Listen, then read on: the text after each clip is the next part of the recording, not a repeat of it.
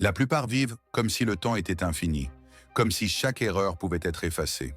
Machiavel disait « Gouverner sa vie, c'est décider avec raison quand les autres agissent sous l'illusion et l'émotion. » Car beaucoup ne choisissent pas, ils réagissent. Ils confondent désir et direction, influence et vérité. Décider vraiment, c'est séparer le réel du souhaité, voir clair quand tout pousse à rêver. La puissance naît de cette froide lucidité. Trancher sans haine, avancer sans foi, choisir non ce qui plaît, mais ce qui sert. Parce qu'à la fin, la vie n'épargne que ceux qui pensent avant de croire. Et dans cette vidéo, on va découvrir les 10 décisions les plus importantes de la vie, celles qui façonnent ton destin bien avant que tu en aies conscience. Première décision. Dans quoi tu choisis de travailler et surtout pourquoi? Ce n'est pas une question de prestige ou de salaire à court terme. C'est la structure entière de ton existence qui se joue ici. Tu vas consacrer entre 60 et 80 000 heures de ta vie à cette activité. Plus de temps que tu n'en passeras avec tes proches, plus de temps que dans n'importe quelle autre sphère de ton quotidien. Alors lorsque tu choisis un métier parce que ta famille le trouve respectable, parce qu'un ami y réussit, ou pire, parce que c'était la voie de moindre résistance à la sortie de tes études, tu ne choisis pas simplement un emploi. Tu définis qui tu deviens. Le piège majeur est la copie. Observer ce qui brille autour de soi, ce qui paie rapidement, ce qui impressionne sur les réseaux, et foncer sans réflexion. Résultat, des années passées dans des fonctions qui drainent l'énergie, qui n'exploitent aucune force réelle et qui transforment chaque dimanche soir en supplice anticipé. Imagine 2 chemins devant toi. Le premier, un poste bien payé dans un secteur stable, mais qui ne t'apprend rien de rare, où tu es remplaçable en 3 mois de formation. Le second, un domaine en pleine transformation, où tu peux développer une expertise que personne autour de toi ne maîtrise encore. Le premier te donne une sécurité immédiate.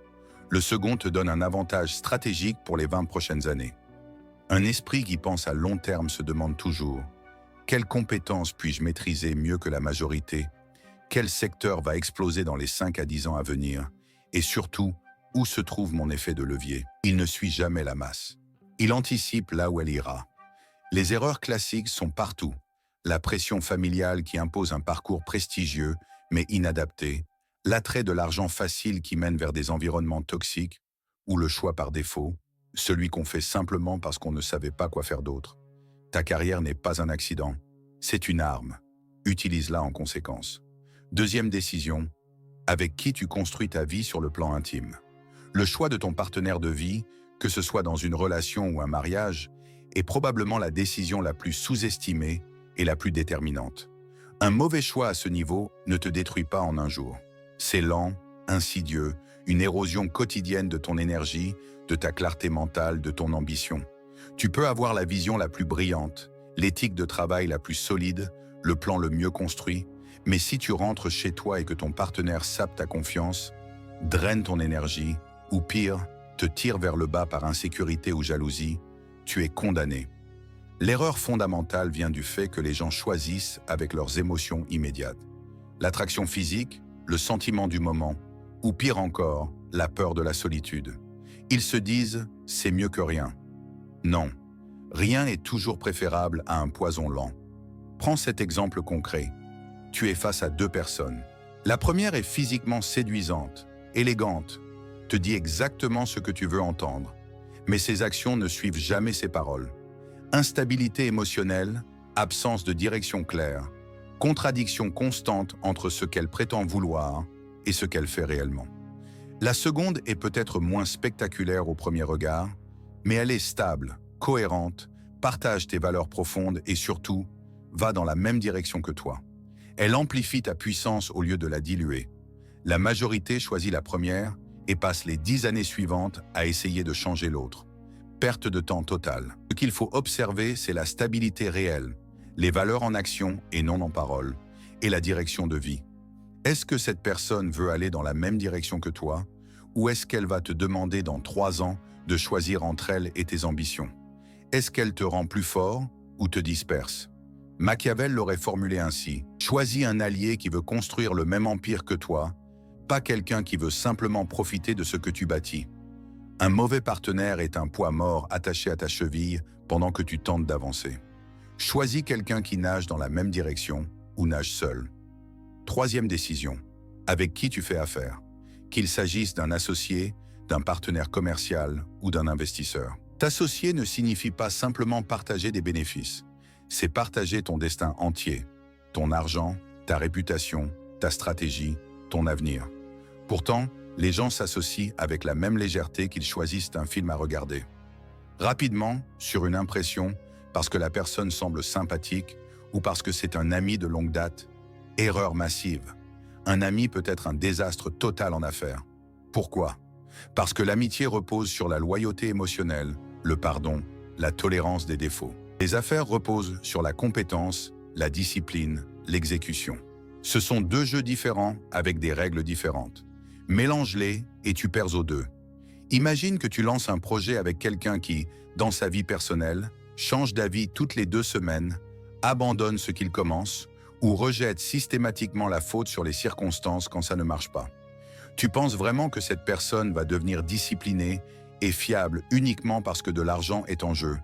Non. Les comportements se révèlent, ils ne se créent pas. Un esprit lucide observe 3 éléments avant de s'associer. L'historique concret de la personne, comment elle se comporte en période de crise, et si vos intérêts sont réellement alignés. Pas ce qu'elle prétend, ce qu'elle fait. Est-ce qu'elle a déjà abandonné des collaborateurs? Est-ce qu'elle accuse toujours les autres? Est-ce qu'elle tient ses engagements même quand personne ne la surveille? Et élément crucial, toujours prévoir une sortie dès le début. Un contrat clair, des rôles définis, une procédure de séparation si les choses tournent mal, parce qu'elles peuvent mal tourner. Les meilleurs accords sont ceux où les 2 parties savent exactement comment cela se termine si cela doit se terminer. Ne fais jamais affaire avec quelqu'un à qui tu ne confierais pas tes biens les plus précieux. Si ce niveau de confiance n'existe pas, passe ton chemin. Avant de continuer, mon e-book sur Machiavel, Le pouvoir et l'aura est disponible. Le lien est en commentaire épinglé pour ceux qui veulent aller plus loin. 4e décision. Qui tu laisses entrer dans ton cercle proche? Ton entourage constitue ton environnement mental. Et ton environnement détermine ton identité. Tu deviens la moyenne des 5 personnes avec qui tu passes le plus de temps. Ce n'est pas une jolie métaphore, c'est une loi psychologique. Si tu fréquentes des individus qui se plaignent constamment, qui procrastinent, qui ont peur du moindre risque, qui justifient leur médiocrité par 1000 excuses, tu deviens quoi? Exactement ça. Le vrai danger réside dans les relations maintenues par habitude. Les amis d'enfance avec qui tu n'as plus rien en commun depuis des années. Les collègues toxiques que tu supportes par politesse. La famille qui te traite encore comme si tu avais 12 ans et refuse de voir qui tu es devenu. La loyauté émotionnelle est une prison déguisée en vertu. Oui, rompre ces liens est difficile. Oui, cela provoque de la douleur. Mais garder des personnes dans ta vie uniquement parce qu'elles étaient là avant, c'est sacrifier ton futur pour honorer un passé révolu. Prends cette situation concrète. Tu as un ami que tu connais depuis 15 ans. Chaque fois que tu lui parles d'un projet, il te liste toutes les raisons pour lesquelles ça ne marchera pas. Non pas par lucidité, mais par peur projetée. Il n'a jamais pris de risque lui-même et il a besoin que tu restes à son niveau pour ne pas se sentir dépassé. Tu peux choisir de le garder par loyauté, mais tu paies un prix. Chaque conversation avec lui entame un peu plus ta conviction. Un esprit stratégique filtre son cercle. Il regarde les ambitions réelles, les valeurs en action, l'état d'esprit dominant. Il se demande, cette personne me tire-t-elle vers le haut ou me retient-elle? Challenge-t-elle mes idées ou valide-t-elle mes excuses? Veut-elle vraiment que je réussisse ou a-t-elle besoin que je reste à portée pour se rassurer? Parfois, mieux vaut reconstruire un cercle entièrement nouveau que de traîner un poids social. La solitude temporaire est toujours préférable à la compagnie toxique permanente. 5e décision. Ce que tu refuses d'accepter dans ta vie. Tes standards, tes limites. Ce que tu tolères, parce que ce que tu tolères finit par te définir. Si tu acceptes les retards répétés, les gens seront systématiquement en retard avec toi. Si tu tolères le manque de respect, on te manquera de respect. Si tu laisses passer les excuses permanentes, les mensonges, la désorganisation chronique, tu deviens complice de tout cela. Le prix du laisser-passer est immense. Tu perds le respect des autres, mais surtout, tu perds ton propre respect. Tu deviens flou, sans colonne vertébrale, sans définition claire. Poser des limites est un acte de clarté. C'est déclarer « Voici qui je suis, voici ce que j'accepte, voici ce que je n'accepte pas ». Et si tu ne peux pas respecter cela, tu n'as pas ta place dans mon existence. Imagine un collaborateur qui te remet systématiquement son travail en retard, avec des excuses différentes à chaque fois. La première fois, tu comprends. La deuxième, tu laisses passer. La cinquième, tu ne dis toujours rien. Que se passe-t-il? Ce comportement devient la norme. Et pire, il se répand. D'autres observent que tu tolères cela et ajustent leur propre comportement en conséquence. Les gens ont peur de poser des limites parce qu'ils craignent de perdre des relations. Mais réfléchis un instant. Si quelqu'un s'éloigne parce que tu as posé une limite saine, c'est qu'il était là pour profiter de ton absence de limite. Tu n'as rien perdu, tu as simplement nettoyé. Machiavel affirmait qu'il vaut mieux être respecté que méprisé. Les limites incarnent cela. Ce n'est pas de la dureté gratuite, c'est du respect. Pour toi d'abord, pour les autres ensuite. Un individu sans limite est un individu sans identité. 6e décision. Qui tu prends comme modèle ou référence? On devient ce qu'on admire. C'est une loi psychologique implacable. Ton cerveau absorbe ce que tu consommes mentalement. Si tu passes tes journées à observer des personnes qui vendent une apparence, des voitures en location et des montres en leasing, tu finiras par croire que cela représente le succès. Illusion totale. Le danger majeur réside dans le fait de suivre des modèles basés uniquement sur l'apparence. L'individu qui affiche tout sur les réseaux, mais qui est submergé de dettes. La personne qui vend du conseil, mais qui n'a jamais rien construit de solide. Les figures qui parlent de liberté, mais qui travaillent 18 heures par jour uniquement pour maintenir leur image publique. Un esprit lucide observe autre chose. Il cherche la cohérence, la structure invisible, les valeurs démontrées, les sacrifices consentis. Il se demande, qu'est-ce que cette personne a sacrifié pour arriver à ce niveau? Quel système a-t-elle construit? Quelle discipline applique-t-elle loin des regards? Ne copie jamais le résultat sans comprendre le processus qui l'a produit. Prends cet exemple. Tu admires quelqu'un qui semble libre, qui voyage, qui travaille peu. Mais si tu creuses, tu découvres qu'il a passé 10 ans à bâtir des systèmes automatisés, qu'il a vécu de façon extrêmement frugale pendant des années pour investir, qu'il a échoué 7 fois avant de réussir. Si tu copies seulement le résultat sans le processus, tu obtiens l'illusion sans la substance. Tes modèles sculptent ta vision du possible. Choisis-les comme tu choisirais un mentor, avec rigueur et discernement. 7e décision. Comment tu utilises ton temps libre? C'est dans ces moments que se joue réellement ton futur. Parce que tout le monde travaille, tout le monde accomplit ses heures obligatoires. Mais ce que tu fais lorsque personne ne t'observe, lorsque tu n'es pas payé, lorsqu'il n'y a aucune pression externe, voilà ce qui te distingue vraiment. Tu construis ou tu t'éteins. Il n'existe pas de position intermédiaire.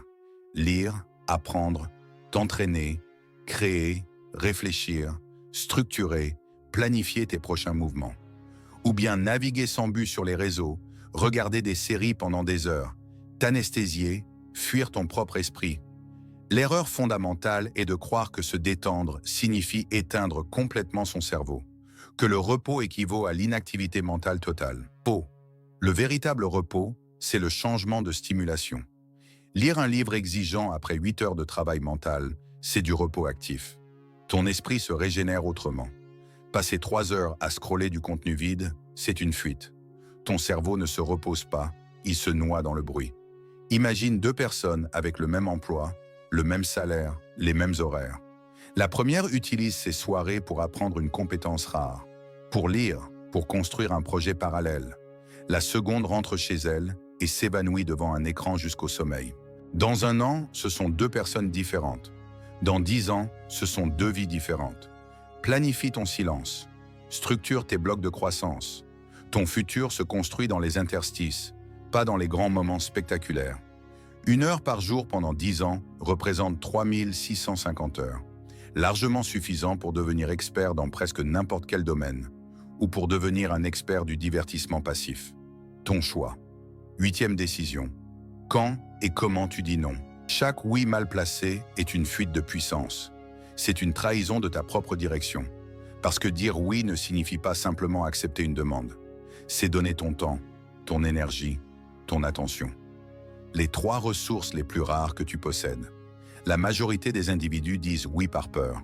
Peur de décevoir, peur de rater une opportunité, peur d'être rejeté ou mal perçu. Résultat, ils se dispersent complètement. Ils deviennent tout pour tout le monde et rien pour eux-mêmes. Apprendre à dire non, c'est apprendre à trancher, à protéger ta trajectoire, à filtrer les distractions habillées en opportunités. Parce que toutes les opportunités ne sont pas bonnes. Certaines sont des pièges qui te détournent de ton objectif principal. Imagine qu'on te propose de rejoindre un projet. C'est intéressant, c'est payé, c'est valorisant. Mais cela va te prendre 20 heures par semaine. 20 heures que tu ne mettras pas dans ton propre projet, celui qui pourrait vraiment changer ta vie. La majorité dit oui parce que c'est concret, parce que c'est maintenant, parce que refuser semble être une perte. Mais dire oui à cela, c'est dire non à toi-même. Le respect commence par le refus. Lorsque tu dis non avec clarté et fermeté, les gens comprennent que ton oui possède une vraie valeur, que tu ne peux pas être manipulé, que tu as une direction et que tu ne dévies pas pour faire plaisir. Un non bien posé vaut 10 oui dispersés. Machiavel le savait. Un prince qui ne sait pas refuser finit contrôlé par ceux qu'il tente de satisfaire. 9e décision. Ce que tu fais lorsque personne ne te regarde. L'image publique ne compte pas. Ce que tu fais seul révèle ce que tu es vraiment. Pas ce que tu montres, pas ce que tu racontes. Ce que tu accomplis dans le silence, dans l'ombre, quand il n'y a aucune validation externe, aucune reconnaissance, aucun témoin. C'est là que ta discipline réelle se dévoile. Tenir tes engagements envers toi-même, te lever à l'heure que tu t'es fixée, faire les répétitions que personne ne verra jamais, lire les pages que personne ne saura que tu as lues, travailler sur ce projet même si tu ignores encore s'il aboutira. La discipline privée écrase l'image publique à chaque fois, parce que l'image est fragile, elle s'effondre au premier coup dur. Mais ce que tu construis loin des regards, personne ne peut te l'enlever. Les gens observent les résultats, jamais les sacrifices qui les ont produits. Ils voient le corps se sculpter, pas les 1000 séances d'entraînement. Ils voient le succès, pas les 1000 échecs qui l'ont précédé. Ils voient l'expertise, pas les 10 000 heures invisibles. Prends cette réalité, tu peux mentir aux autres sur tes efforts, sur ta discipline, sur ton engagement. Mais tu ne peux pas te mentir à toi-même. Ton corps sait, ton esprit sait, ta réalité sait. Ce que tu fais seul détermine ta puissance visible. Si tu triches dans l'ombre, tu te trahis en lumière. 10e et dernière décision, celle qui gouverne toutes les autres. Apprendre à prendre les bonnes décisions. C'est la décision mère, celle qui détermine toutes les suivantes. Parce que la majorité des échecs ne proviennent pas d'un manque d'envie, de talent ou d'opportunité. Ils proviennent de mauvaises décisions. Des décisions prises sous l'emprise de l'émotion.